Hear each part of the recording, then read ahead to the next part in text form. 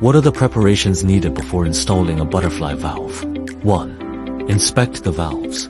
Verify that the valve model and specifications meet the requirements. Check if all components are present, and check for any damage, deformation, or rust. Ensure that there are no debris or dirt inside the valve body. 2. Inspect the pipeline. Remove welding slag, iron filings, oil stains, and other foreign substances from the inside of the pipeline to ensure that the inner wall is smooth, without obvious unevenness or scratches. Check whether the sealing surfaces of the pipeline flanges are flat and smooth, and whether there are any damages, deformations, or corrosion. 3. Conformation of medium. Based on the material of the valve seat, confirm whether the medium inside the pipeline meets the requirements. For example, for a valve with an EPDM valve seat, the pipeline must not contain any oil components. This is the preparation and confirmation work for installing the flap valve.